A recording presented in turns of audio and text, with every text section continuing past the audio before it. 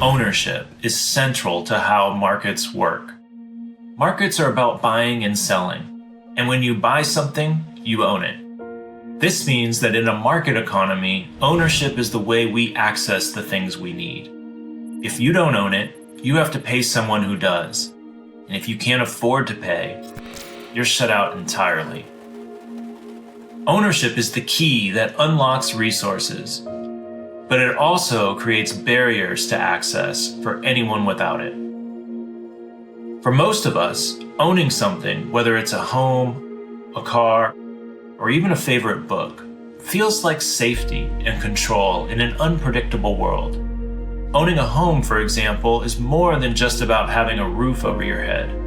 It's a refuge from the relentless pressures of the market, a place where you can feel secure. In a market economy, ownership becomes a lifeline. It offers stability when everything else feels uncertain, a sense of protection from the constant competition, and the power to make choices in a system that often feels unforgiving. It's no wonder the idea of a world without ownership feels unsettling or even frightening. How else could we survive, find safety, or build a future? But it hasn't always been this way. There was a time when survival didn't depend on owning and selling. Let's step back in time, before markets and private property divided the world into mine and yours. For tens of thousands of years, humans lived in what we might call the commons, shared spaces where everyone could meet their needs without barriers. Indigenous cultures and early societies thrived in this way, sharing food, water, and shelter as communal resources. Land didn't belong to any individual. It belonged to everyone. You could say no one owned it, or perhaps that everyone did. Ownership changed all that. It divided shared resources into private property, fencing off the land, water, and forests that once sustained entire communities. What was once freely available, like the right to gather food, build a shelter, or access clean water, became a commodity with a price tag.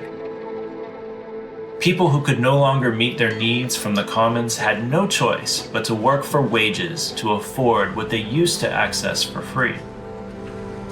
And while ownership might feel like the solution for individuals, it creates massive inefficiencies at the societal level. Think about a typical suburban garage filled with tools, bikes, and appliances that sit idle 95% of the time.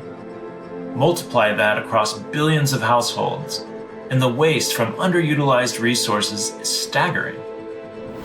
Ownership drives overproduction, as manufacturers churn out billions of items for individuals to own rather than communities to share. This overproduction drains natural resources, accelerates deforestation, and pumps emissions into the atmosphere, all to create things that may give us a fleeting feeling of security, but often sit unused.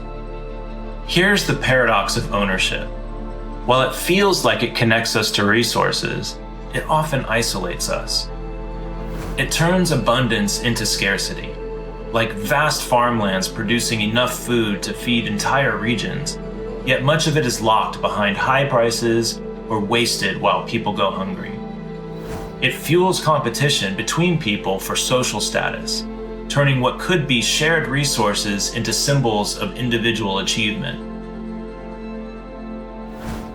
What if there's another way? What if we could rethink ownership, not as something to give up, but as something to share?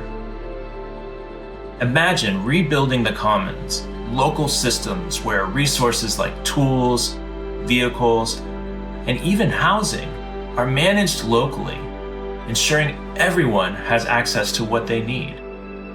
Ownership might feel like security, but access and cooperation could offer something far better: true abundance shared by all.